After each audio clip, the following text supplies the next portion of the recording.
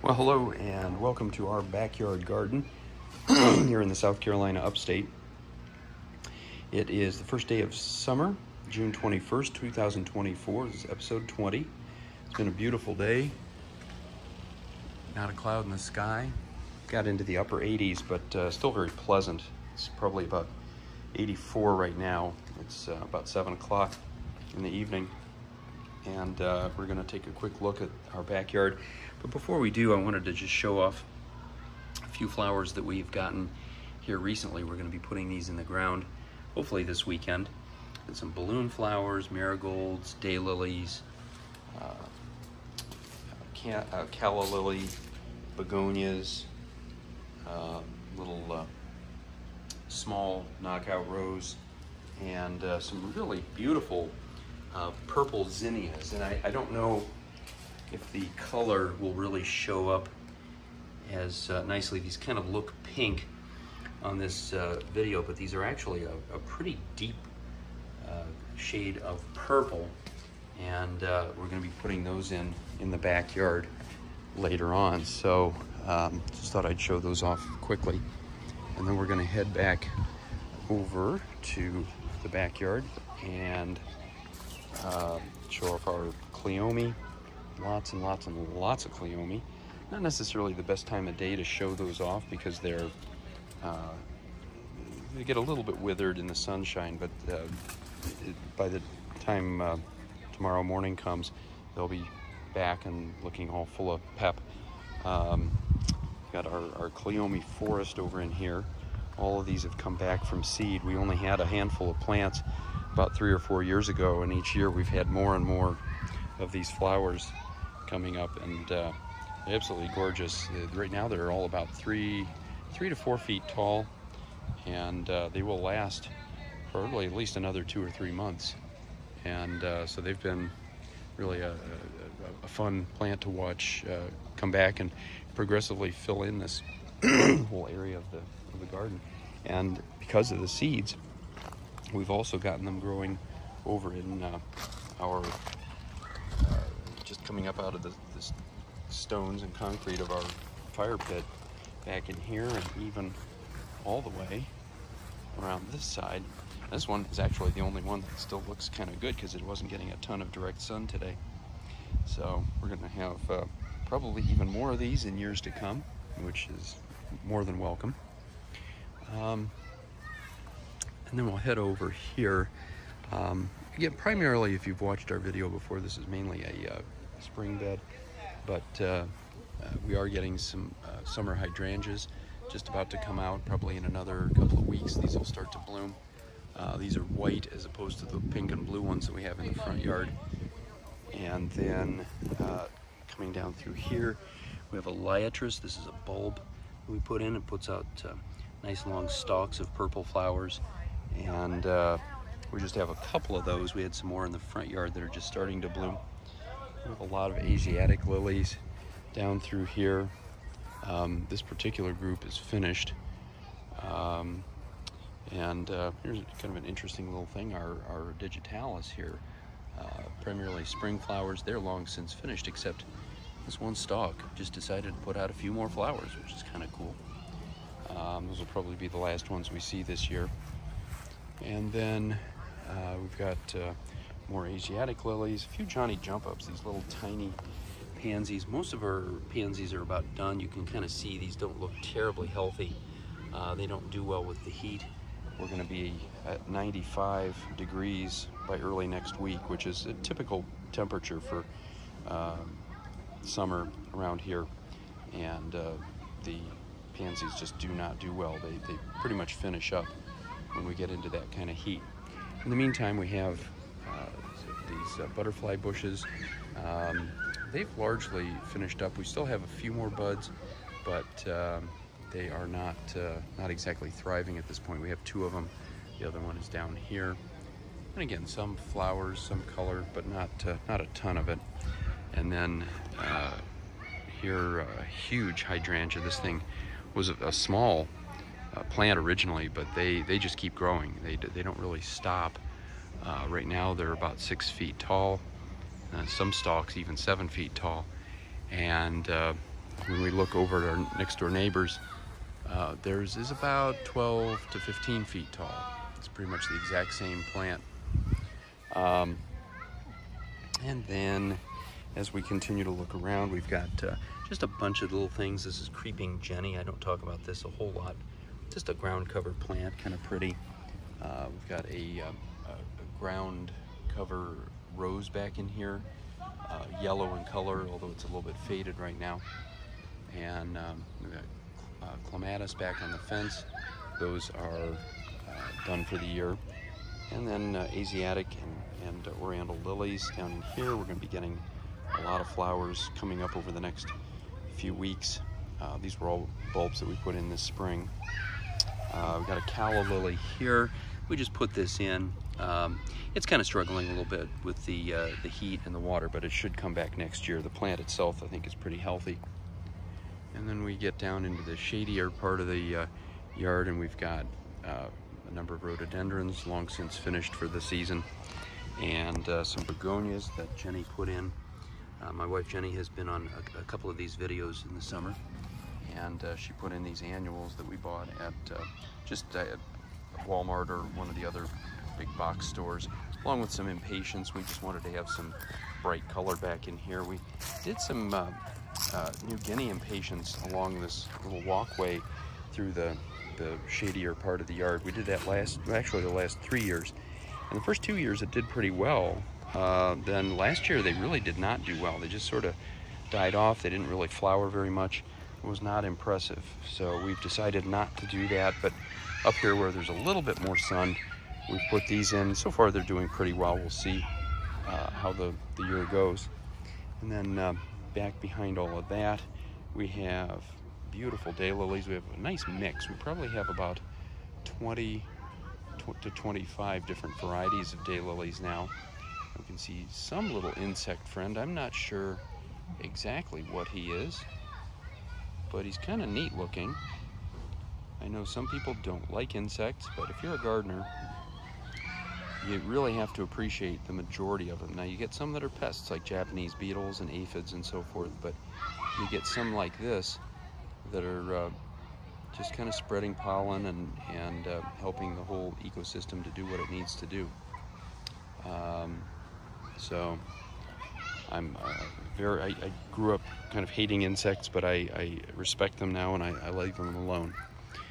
Some more varieties of daylilies over here, and we'll continue over this way. There's more daylilies in this way, in this direction. Some of these sort of lemon yellow ones, they're just about done for the day, so they don't look all that impressive, but they're still, the color is beautiful. And then these over in here that are sort of a peach color. Again, more ones that are more of a yellow and maroon color. And one of our knockout roses here. This is one I've talked about many times. It's kind of done for the time being. It'll come back a little bit more later in the year, but we're getting a little flurry of activity right now with some blooms. This is one that the buds are yellow and pink, and then when it opens up, it's more of a white and pink color. Very pretty flower overall. Some more daylilies through here. We've got Asiatic lilies about to bloom. Big knockout rose here. This is our biggest one, just covered with these blood red roses. Gorgeous, gorgeous plant. Little story with this right here. This is a hibiscus that we bought, I think, at Walmart. Doesn't look too impressive right now. We bought it about 2 weeks ago. I put it in about a week and a half ago, and it really didn't get enough water the first few days, and it really was struggling. It lost a lot of leaves, and right now, from being out in the sun all day, it doesn't look too good, although the flowers are doing well. Has a lot of buds on it, but it needs a lot of water to get established, and I've been putting water on it every day. It seems to have come along pretty well. This is the other hibiscus. We got 2 of them. This one is doing pretty well. It's gotten a little bit more water, although it doesn't have anywhere near as many buds for whatever reason, although it has a few. So we're gonna get some flowers out of it. But definitely when you put a new plant in, especially one that's a little bit larger, make sure they get plenty of water. It's absolutely critical. Now we're going to come back over to this side in a few minutes, but you can kind of see some of our native wild daylilies if you can over that way, and even some more jasmine that are blooming again. But in the meantime, we're going to come back through this way, show off our Veronica, which are giving us these beautiful purple stalks. They are in full bloom right now. This is kind of the high time for them. More than any other plant in our garden, these really attract the bumblebees. At any given time, you will always see at least one, if not several, bumblebees on these. And other things back in here are some daisies, calla lilies, kind of done right now. Some of these will continue to bloom for a little while, but for the most part, these calla lilies, which are so pretty, they're largely done for right now. And we've got some dianthus here doing really well. A different type of dianthus, we call this Sweet William. They're much smaller flowers, than bright pink. And then there are these small zinnias here doing well. And a number of roses and other things back in this area that are kind of done for the time being. But the nice thing about this particular bed, we call this English cottage gardening. We've kind of cycled. I won't even take the credit. I won't say we. My wife, Jenny, has cycled things so that at any given time we're always getting at least some flowers blooming. We probably have the biggest concentration in the summertime or in the springtime, early spring. But even as those things go away, the roses and the clematis, we're getting plenty of other flowers to take their place. So there's always some color going on here. Behind all of this, we have a big butterfly bush, similar to the one we had over on the other side. It has bright purple flowers. This one's still doing pretty well. This was the last one to bloom, and it still has some buds on it. But for the most part, these are late spring, very early summer flowers, and they're going to be done before too much longer. Now, I tend not to show this off. This is our trampoline, kind of an eyesore at this point. Our daughters are old enough that they don't really get on this thing now, and it's just kind of getting in the way of gardening. We have some good soil under there that's just been utilized by weeds, kind of a waste. So we're gonna work on taking this down in the near future and opening up a new section of our garden before too long. Now over here, we've had a lot of trouble getting this area to grow. I've referred to it many times as our dead zone, but this year we're not having a terrible time with it. Some things are doing well. We've put in some new flowers. We're going to see how they do. We've got a wisteria here doing very well, actually. This almost died last year, but right now it's doing extremely well. I hope it continues to and gives us some nice flowers next spring. Got a dahlia here, one single begonia that Jenny put in, and a knockout rose. This was eaten down to the ground, down to the roots actually, by a deer over the winter, and we thought it was done for. There's also a knockout rose over here. Not sure what they're going to do. This one has given us some flowers, which is great, so hopefully that will continue. But this has not been a real high priority part of our yard. It's not readily visible from the house, and we've used it more than anything just to grow gladiolas for cutting. And we have one here that has kind of fallen. Beautiful color. The only problem with glads, they're great, as I say, for cutting, but sometimes you get ants on them when you bring them into the house. Got another one over here that's getting ready to bloom. We put a number of these bulbs in this spring. We have not had a ton of flowers coming out of them. We've got a couple buds down here, But overall, we had a lot more success when we first moved down here about 6 years ago with gladiolas. More recently, it has not been all that successful for some reason.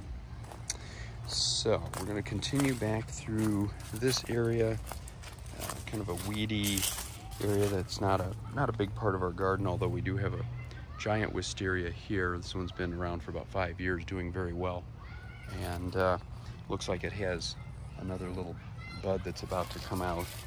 Funny thing about wisteria, most of it blooms in April, but you'll get the occasional little bloom that comes out a month, 2 months out. So it's always worth watching. Now down in here in this terraced area, we have a lot of canna.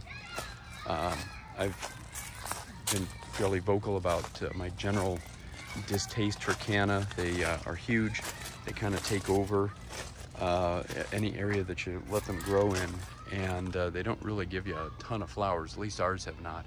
We have a few that are giving us flowers, like this yellow one.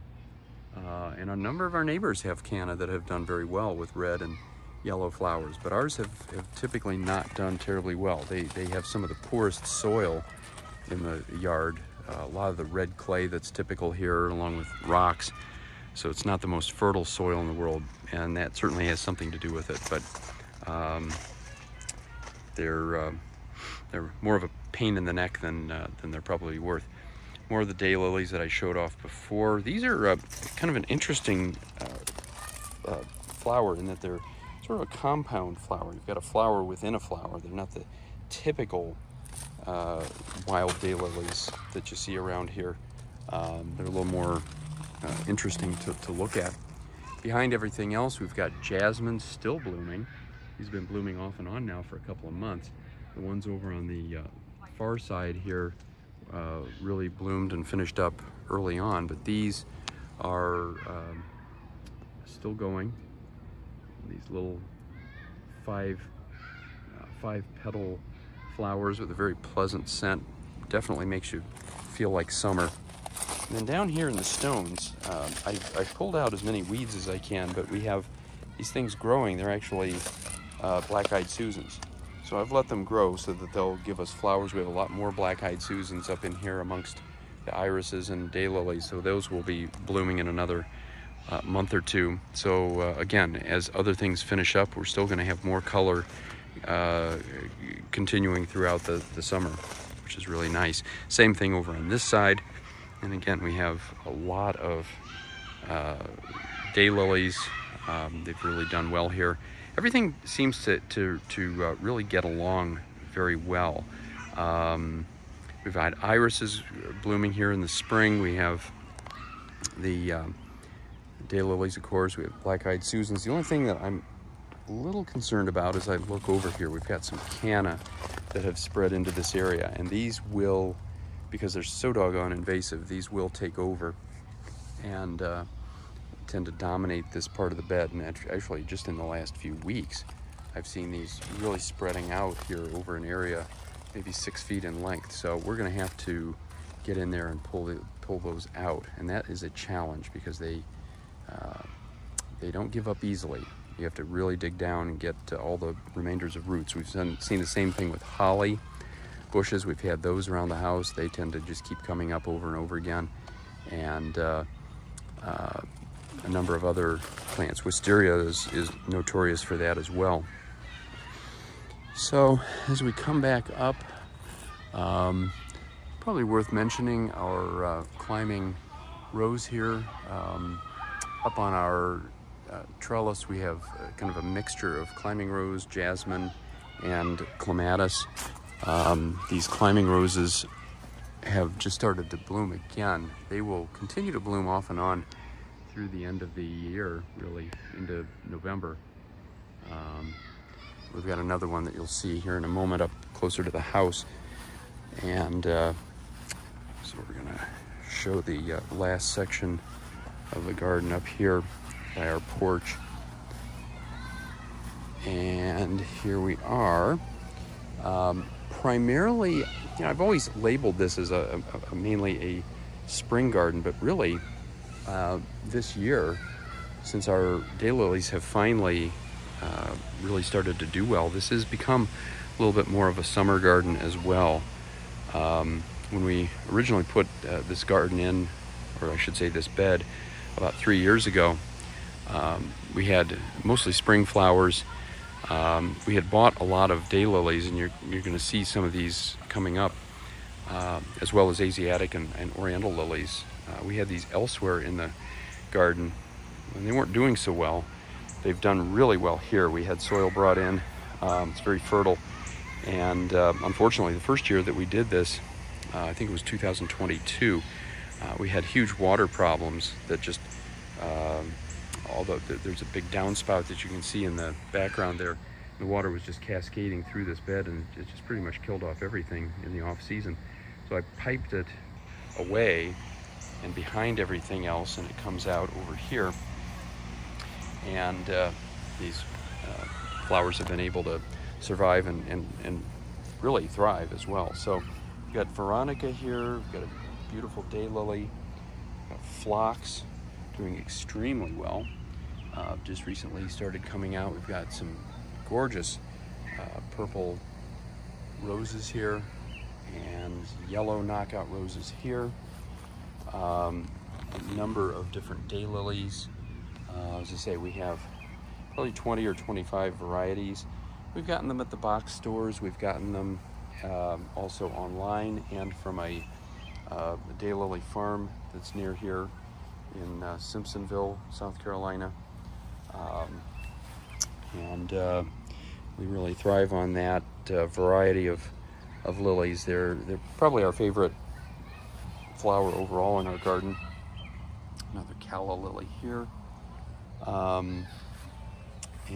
When we lived in Ohio, we probably had 40 or 50 different varieties of daylilies. We had really built quite a collection of those, and then unfortunately when we moved, we lost all of those.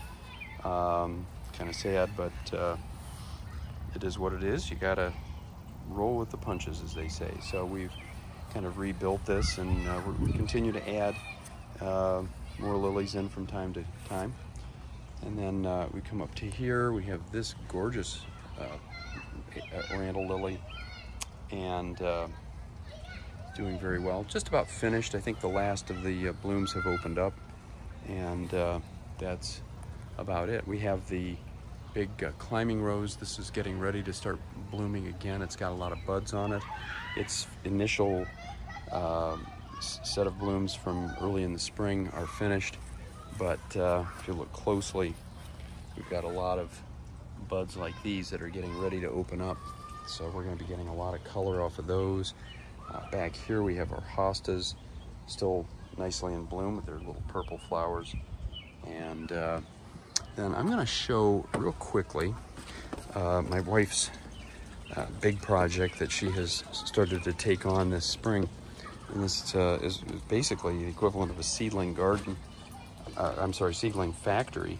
She has a few hundred of these coffee cups full of potting soil and all kinds of different seedlings, mostly zinnias and a few nasturtiums, marigolds, and some random things. Some of them doing better than others.